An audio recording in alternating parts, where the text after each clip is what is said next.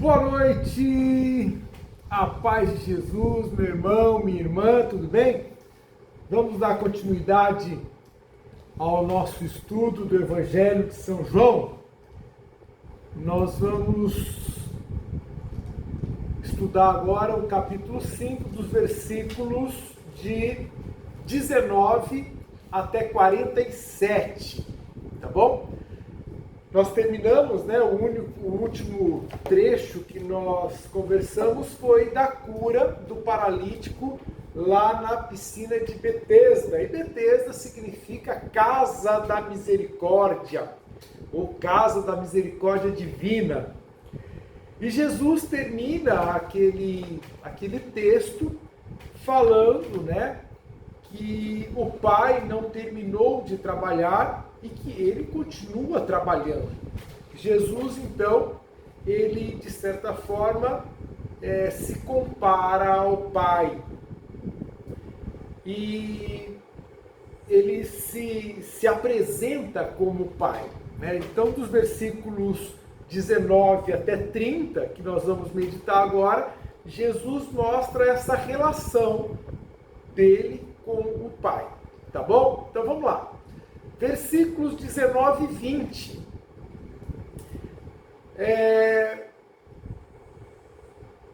Ele age como o Pai. É isso que Jesus diz ali. Pois viu tudo o que o Pai fez, aprendeu e agora ele faz igual. O Pai, lá no Antigo Testamento, criou, libertou, protegeu e conservou o povo ao longo de toda a história. Agora, Jesus, igualmente, é Ele que regenera o ser humano, é a nova criação. Então, Jesus também tem esse papel, de regenerar, de dar vida. Ele tem o papel de libertar, não mais do Egito, mas sim do pecado, da morte eterna. Jesus é aquele que protege e que liberta e que dá vida ao povo agora, nesse momento. Então, Jesus se compara no modo de agir ao Pai. Nós já entramos agora no versículo 21. O Pai e o Filho dão a vida, são fonte de vida, têm poder de ressuscitar. Nós podemos lembrar aí as pessoas que Jesus fez retornar à vida: Lázaro, a filha da viúva, o filho da viúva, a filha de Jairo, mas o mais significativo é a ressurreição eterna. Se a gente pegar lá em João, no capítulo 6, versículos de 39 a 40, veja bem, diz assim: e esta é a vontade daquele que me enviou, que eu não perca nenhum dos que me confiou, mas os ressuscite no último dia, porque esta é a vontade do meu Pai, que todo aquele que contempla o Filho e crê nele tenha a vida eterna e o ressuscite no último dia. Entende? Jesus se compara ao Pai no modo de agir e aquele que dá a vida. Versículos 22 a 24, Jesus começa a falar do julgamento. O Pai delega ao Filho a autoridade de julgar. Quem tinha a autoridade de julgar o rei, e a quem o rei delegasse esse poder.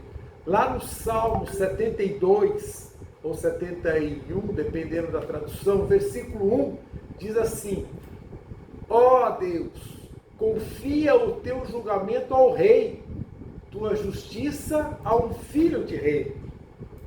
Deus tem a sua justiça, que é perfeita, mas ele confia ao rei o justo julgamento, pois o rei está a serviço do povo que é de Deus. Agora a gente entende aquilo que a gente acabou de ouvir aqui, no capítulo 6, versículo 37, 39, 40. Esta é a vontade daquele que me enviou, que eu não perca nenhum daquele que ele me deu. O rei estava a serviço do povo que era de Deus, que foi confiado a ele. Quando Jesus, nesses versículos que nós estamos lendo aqui, do 22 a 24, diz que o Pai concede a ele o poder de julgar, ele se coloca como rei. Filho do rei, filho da descendência de Davi, e como tal ele recebe a honra, a mesma honra do Pai. E quem ouve e acolhe a palavra de Jesus, que é o Verbo encarnado, ou seja, aquele que crê no Pai e aceita Jesus como verdadeiro Deus, verdadeiro homem, Salvador, Messias, ungido, Rei, não será julgado, mas será salvo. Vamos lá, versículos 25 a 29. Aqui Jesus fala de duas escatologias, uma no presente e a outra no futuro. A primeira, do presente, se refere aos que estão mortos, pois ainda não conhecem a vida, que é Jesus. Jesus mesmo disse, eu sou o caminho, a verdade, a vida. No prólogo do Evangelho de São João, a gente sempre vai voltar no prólogo, capítulo 1, versículo 4, diz assim, que nele havia a vida. Jesus é a vida. E aqueles que ainda não encontraram Jesus ainda estão mortos. No capítulo 26 desse capítulo que nós estamos lendo, no versículo 26 desse capítulo, diz que o Pai e o Filho possuem a vida. A segunda escatologia é o juízo final. Seremos julgados pelas nossas obras. Presta atenção, daqui a pouco eu explico um pouquinho mais sobre isso. E mesmo os que já morreram, ressuscitarão. Os bons para a salvação eterna, os maus para a condenação eterna. Além do juízo final, nós temos um juízo particular, pessoal, que acontece na hora da nossa morte. Eu vou até pedir auxílio aqui do Catecismo da Igreja Católica, no número 1022, diz assim: cada homem recebe em sua alma imortal a retribuição eterna a partir do momento da morte, num juízo particular, que coloca a sua vida em relação à vida de Cristo, seja por meio de uma purificação, seja para entrar de imediato na felicidade do céu, ou seja, para condenar-se de imediato para sempre.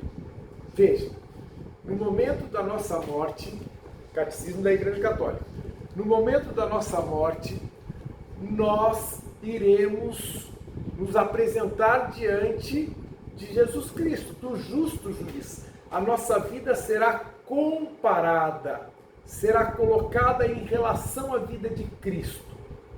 Nesse momento nós seremos ou entraremos no purgatório, que dali só tem uma saída, que é o céu, ou iremos para o céu direto, ou iremos para a condenação eterna, que é o inferno. Acontece ali, tá bom? Depois, no final dos tempos, no juízo final, Jesus Cristo voltará, os mortos ressuscitarão, os bons, os benditos do meu Pai, serão levados para salvação eterna, e os malditos, aqueles que não fizeram o bem, serão levados para condenação eterna. Presta atenção numa coisa: nós não seremos salvos pelas obras que nós fazemos. Nós não somos salvos pelas obras que nós fazemos. A salvação é graça, certo? A salvação é gratuito. É Jesus, pelos seus méritos, que nos concede a salvação. Então, não são as nossas obras que vão nos salvar. Nós fazemos coisas boas não para sermos salvos, mas sim para não perdermos a salvação. A salvação é graça. Salvação é presente de Deus, é mérito de Jesus Cristo. Agora, se nós não fizermos o bem, nós perderemos a salvação. Nós tomamos posse da salvação, que é gratuita, é dom de Deus, pela fé e pelo amor. A fé que nos leva a fazer o bem. Se nós não fazemos o bem, se nós não fazemos o que é próprio do amor, então nós perdemos a salvação. Porque a nossa fé não nos levou a fazer o bem. O nosso amor não é suficiente para fazer o bem. E aí a gente perde a salvação, que é graça. Tá bom? Então a gente não faz alguma coisa para ganhar a salvação. Ninguém consegue, por suas obras, ganhar a salvação. A salvação é dom de Deus.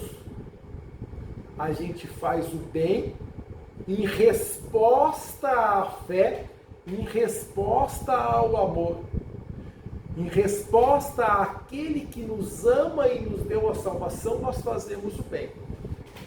Ok? A gente faz o bem não é para ganhar a salvação, é para não perder a salvação. Bom, versículo 30, como uma moldura, João fecha esse quadro, essa perícope, esta cena que vai lá do versículo que a gente está lendo, né, do versículo 19 até aqui o 30. Ele retoma a ideia do início, onde Jesus diz que não faz nada por si, mas faz tudo em unidade com o Pai. Por isso o seu julgamento é justo, porque ele faz aquilo que o Pai manda. Ele faz junto com o Pai. Bom, 12 minutos está demais, eu vou encerrar, mas agora mesmo eu vou continuar falando dos versículos 31 a 47, tá bom? Segura aí.